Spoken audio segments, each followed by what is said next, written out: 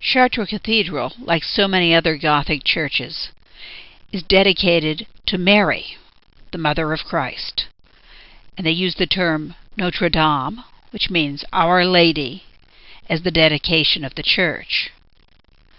A cathedral is the church of a bishop. Cathedra means seat, throne, chair, and it's where the bishop has his seat. It's not just any large church.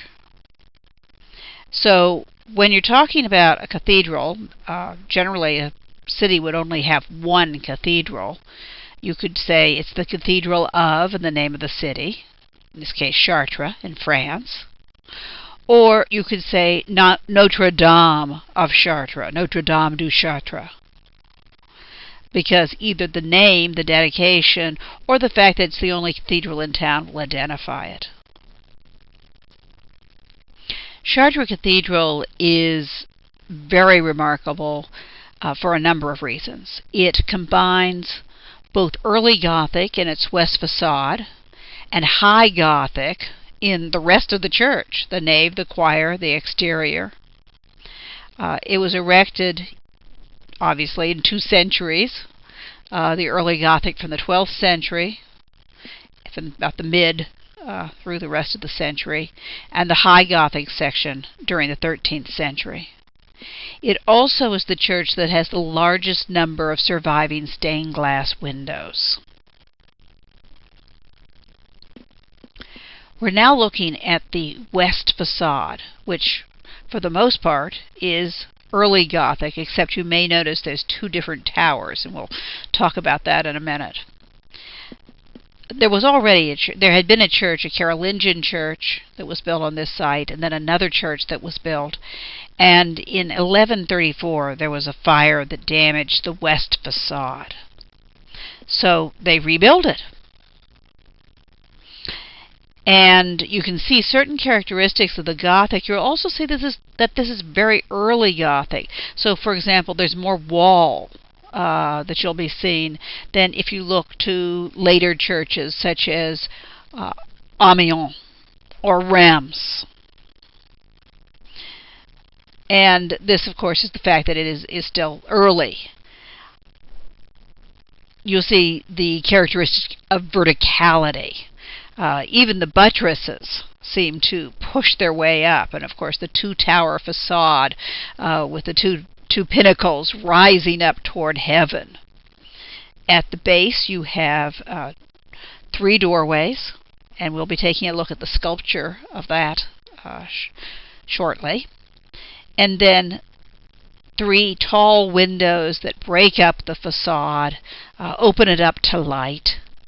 These are known as lancet windows. Lancet windows are basically tall, slim windows. And then above it is the great rose. Rose windows are a characteristic of Gothic, and we'll be talking more about those. They're called rose windows, I guess, because they appear to look like a flower. They're circular. The different parts radiate from it. And they're often associated with the Virgin Mary, because she was given the title of the Rose of Sharon, the lily of the valley, which comes from Song of Solomon. And during the 12th century, Song of Solomon was symbolically applied to the Virgin Mary.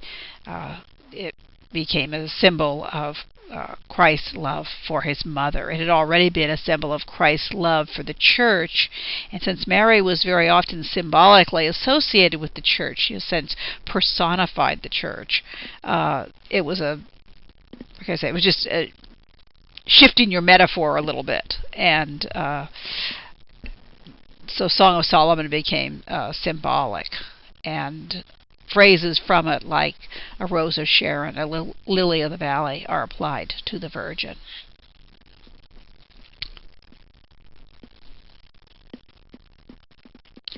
There are 2 towers, of course, at Chartres Cathedral, and the north tower was erected much later. These churches take a long time to build, and also sometimes funding is available and sometimes it isn't. So sometimes there's a hiatus between when they're working on one part and another. And so you may have different parts from different centuries. The North Tower actually was not built until the 16th century. And so it's a very, very late Gothic style called the flamboyant Gothic.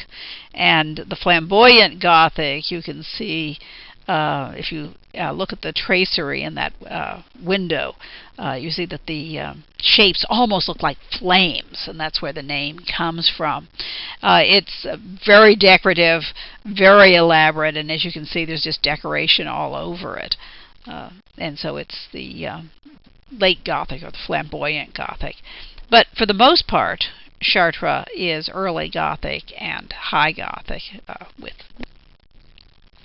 When we look at the west facade, we want to look at the rose window.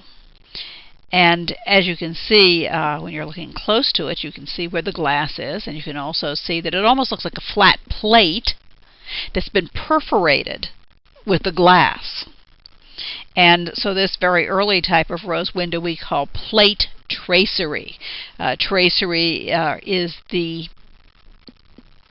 decorative forms.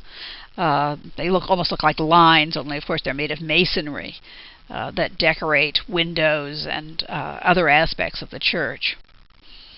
And so when you're looking at this, you're going to see a lot of stone. As time progresses, these rose windows have less stone and more glass, more color, more light.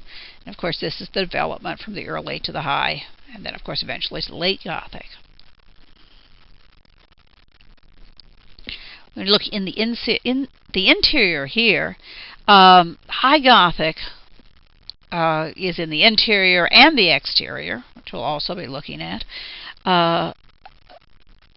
There was another fire not too long after they got the west facade built. There was a fire in 1194, and it destroyed the rest of the church except for the west facade. So in the 13th century, they rebuilt the rest of the church of Chartres Cathedral. They left the west facade, still early Gothic, and put their efforts into rebuilding the church. Now, one of the reasons that they were so excited about rebuilding the church was the fact that a miracle had happened. The great relic of Chartres is the tunic of the Virgin, clothing that she wore. And this was in the crypt, which of course is, I guess you could call it a sacred basement, but it was stored in the crypt. And when the church burnt down, and of course there was a long time before the ashes would cool enough that people could go in and start moving the remains and trying to find anything, they assumed that her tunic had been burnt up. And miracle of miracles, they found it safe in the crypt and unharmed. And that miracle meant that people were very, very excited and were willing to give time, labor, money to recreate this church that is dedicated to Mary and has an important relic of hers, or believed to be of hers. You can decide yourself. The Church of Chartres typifies Gothic style. It has the large stained glass windows. It has the pointed ribbed vaults. It has the colonnettes that rise up to the ribs and, of course, divide the church into bays. It has flying buttresses, which we're going to take a look at in a moment, and the three-part nave elevation of arcade, triforium, and clerestory. And one of the interesting things about this church, for me, what I'm teaching, is when I used to teach Survey 1, of course the Gothic was right at the end, and you sometimes be running out of time, and I couldn't teach a lot of Gothic cathedrals. And if I was really pressed for time, I'd say, okay, I'll teach Chartres, because I can show both early and high Gothic, and it's, you know, just sort of a wonderful church to summarize. And so I'm going to be using it that way here too. We're now looking at the exterior of Chartres Cathedral, and the viewpoint is an aerial view from the east side, from the apse end. Of course, by now the apse has expanded into a choir. So when you look at it, let's look at a few things. First, we can see the two towers erected in different centuries. We can also see that there is both a long nave and a transept. And on the side that we can see, there is another facade with rose window, 3 portals, and of course there was sculpture decoration on all 3 of the facades, west, north, and south.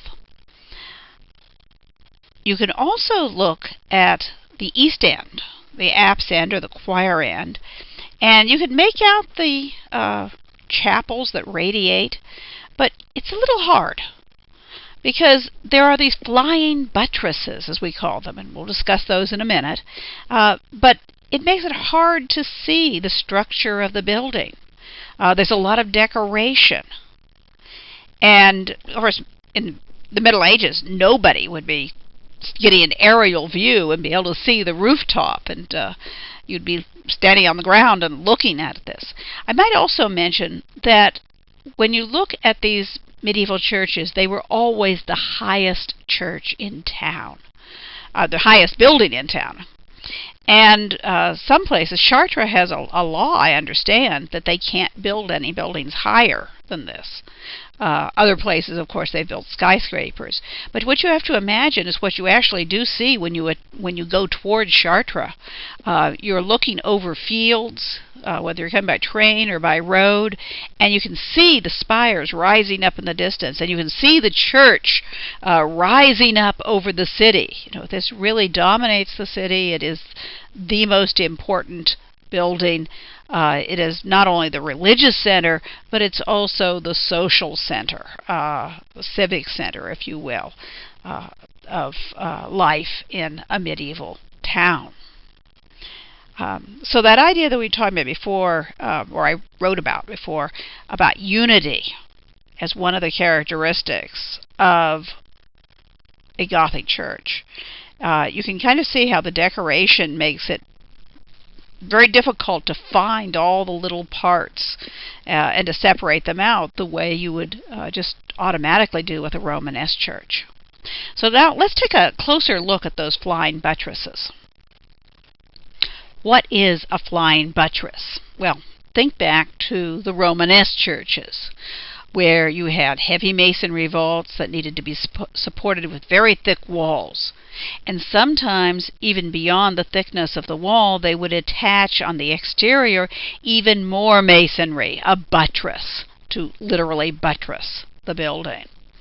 Now, one of the great innovations of the Gothic period is to figure out a way of doing this where you can still allow light to enter, which can support higher buildings, and is actually a very attractive architectural element, and that is the flying buttress.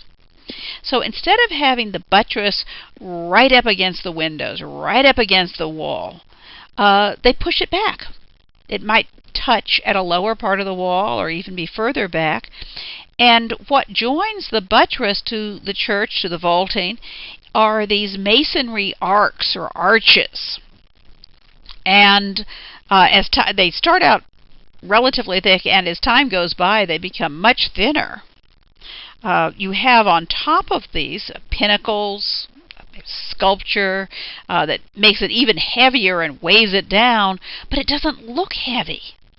It looks like someone must have thought that these arches look like wings, and that's why they call them flying buttresses.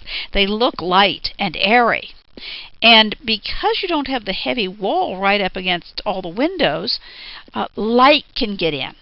And so this will make the interior, of course, much lighter, which is one of the things that the Gothic builders definitely wanted to do. How does this work? Well, think about a pointed vault. Some of the thrust, or the weight, is going down into the wall. But other parts of it are almost as though it's trying to spring the arch apart, to push it aside. We use this word thrust. We could also, I suppose, use the word pressure or sometimes weight. So the pressures of the architecture seem to want to push it apart. Well, you need to push in to keep it from springing apart. And that's what buttresses do. But in this case, the buttress, the weight is displaced. And so, although the buttress is further back, and it actually can support higher buildings and gives a much more open effect. So that thrust or that weight is being transmitted to the buttress via these arcs. Now, here we're looking at some buttresses for Chartres Cathedral. These are early flying buttresses. You can see there's still quite a bit of masonry there. They are open, and if you look at that one section, which looks like it has columns with an arcade running through it. But as time progresses, the flying buttresses will get even thinner. And they provide the exterior support for the vaults, and they allow the light to enter into these windows. You can see the flying buttresses attached to the choir or the apse end, and you have these very, very tall, thin windows. Let in lots of light. They seem to fill up almost all the area of the wall, except, of course, where the buttress is. And so by having perforations, you allow more light to get into that. And here's another example where you're seeing them sort of down below. Part of the buttress is attached to the lower wall, and then you look up, and next to the clerestory, where you have these great large windows, that's where you see your perforations. The other example may not be Chartres. It looks to me like it's a later Gothic church, but you can see how the arches are getting thinner. There's going to be less stonework in the arcs, or the flying part, the wing-like parts of the buttresses, and yet it still does the job. In fact, the churches go higher and higher. Now we're going into the interior. We're going to look at the plan. And when you look at the plan of Chartres Cathedral, you'll notice that it is a cross-shaped plan, but perhaps not as obviously as, say, Santiago or Toulouse or many of the Romanesque churches. It does have a transept. It's right sort of in the middle, but the transept is almost swallowed up by the choir end, which has gotten much larger. There are even some Gothic churches like Notre Dame de Paris where, if you look at the plan, you really cannot, can barely see the transept because it's really become incorporated into the church. So this is this idea of Gothic unity once again, as opposed to the articulation or separation of parts with the Romanesque churches. There are entranceways, very elaborate, 3 portals with lots of carving on the west end, and also on the north and the south sides on the transept. If you were to enter through the west end, you would see that we have a single side aisle on either side. There's 2 side aisles. And you go down, and you also see that in the transept. And then when you get to the other side of the transept, you see this huge area where you have double side aisles, and they lead you right into the ambulatory and into the choir. And when you look at, if you go around the ambulatory in the east end, you'll see the radiating chapels, but they look a little bit different. You'll notice that some of the chapels are shallow, and some of them are a little larger. They share walls. You could stand in the ambulatory and probably see into several of them. Other Gothic churches even get more unified, where their chapels will share the same wall.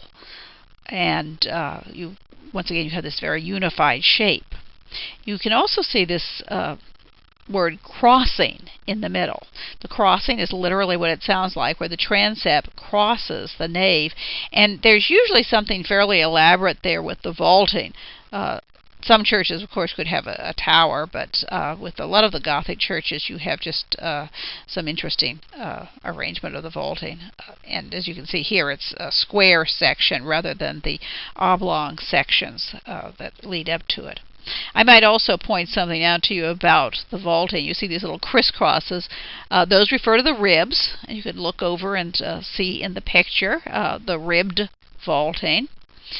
And if you look at each bay and you count the spaces between the ribs, you'll see there's 1, 2, 3, 4 triangular spaces. And so we call this a quattropartite vault, a 4-part vault. And there are other types. Now here we're looking at the nave elevation. And we've got our diagram, and we're also looking up. It's kind of interesting because the diagram is more in proportion to what is actually there, but since we're standing at the bottom, and I had a former student actually took this photograph for me, and I think he was using some kind of special lens, but anyway, you can see that when we're looking up, we get a somewhat different skewed perspective on things, and that feeling of verticality is so extremely strong.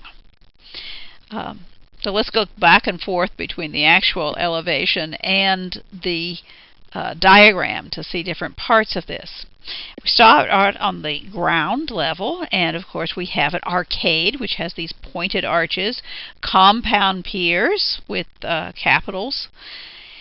And from the pier, these colonnettes, sort of partial columns, little tall, thin columns, clustered together, spring up, it seems, almost like they're growing, perhaps. And so you have multiple colonnettes reaching from the arcade level right up to the springing of the vault. And of course that adds this feeling of energy and verticality, these multiple small verticals. Then we have a triforium level. The triforium, remember whether we saw this before in Burgundy? We saw this in Cluny. And I suspect that one of the reasons it was developed was because they wanted Cluny to be taller, and they want these Gothic churches to be taller. And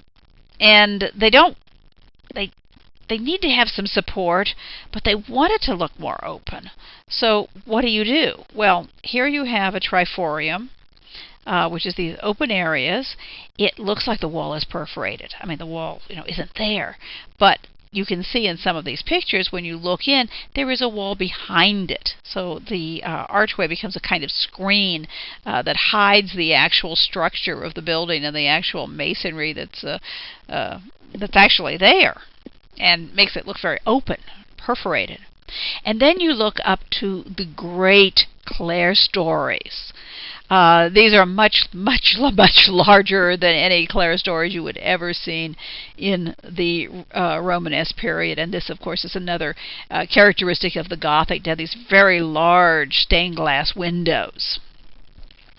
You'll notice that the windows take up that whole upper level, that whole clerestory level between the triforium and the vaulting. And it's subdivided. You have mullions and tracery and what look like little rose windows at the top.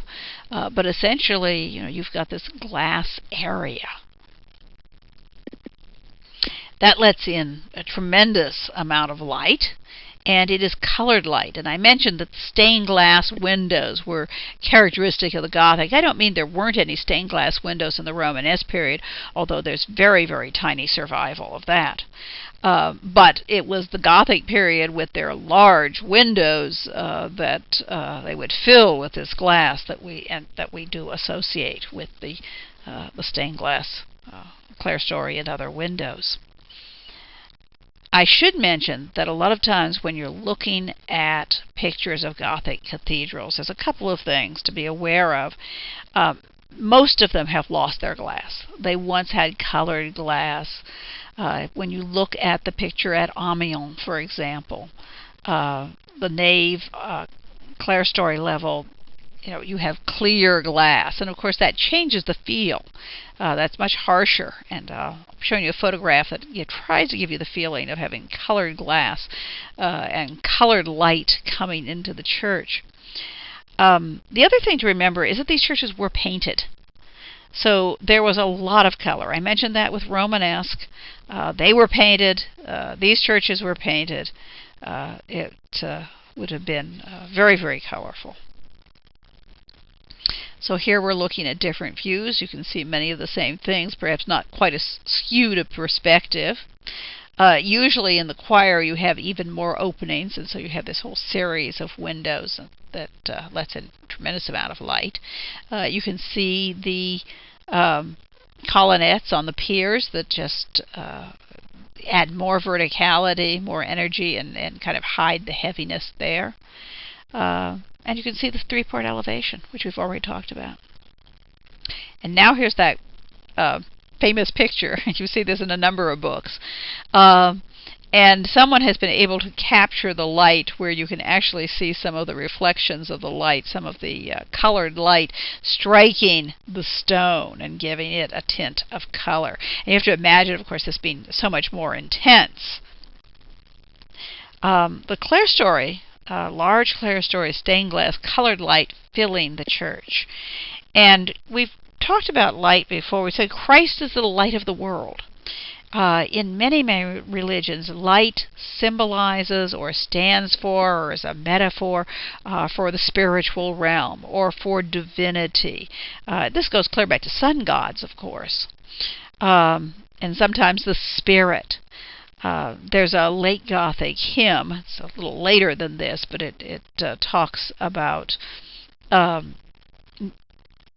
incarnation, and Christ enters Mary's body and still leaves the Virgin intact. And how does that happen? And the analogy is to light going through a window, because the light penetrates the window without breaking the window. So Mary could remain a virgin still, even though the Holy Spirit has impregnated her. So it's used in that case as a kind of metaphor. But this whole idea of light referring to heaven, to Christ, to spirituality, is both intellectually and emotionally part of these Gothic churches. And it's very clear that the patrons and the builders wanted to let in more light. And you'll remember the passage that I had you read for the discussion from Abbot Suger. Now, he was talking about light reflecting off golden vessels and other things in the church, but it applies very well to the light of the stained glass window too. And he says that the mind ascends from the material, from the light from the windows, the light reflecting off gold, to the true light, which is Christ. And so many, many people, when they're in a Gothic church, they do feel like they're having a religious experience. The pointed arches, all of the vertical elements make your soul, you feel like you're soaring toward heaven, and that's the effect you're supposed to be getting. And here we see it. In a sense, we're looking upward. Everything's going up. And you see the elements we've talked about, the large clerestory, the triforium, the arcade, and of course the verticality. And now we're going to look right up into the ribbed vaulting. Now, when we talk about ribs, we're talking about these masonry. They look like lines, but essentially they're sections of masonry. And when they built the church, they actually, and I think you saw this in the PowerPoint that had diagrams of Gothic church building and Gothic vaulting. What they would do is they would take wood and they would build a framework for the arch, 1 bay wide. And they'd raise this up on scaffolding, and they would put the masonry and the mortar over, for the ribs, over the framework, and let it stay there until it dried, and then they could move it on to the next bay. And then they would fill in the ceilings with stone. You also have, of course, those gabled ceilings up above with wooden rafters. When you're looking at this, they actually talk about the ceiling itself between the ribs as webbing, and the idea that these ribs are the structural members that actually support the ceiling and the roof.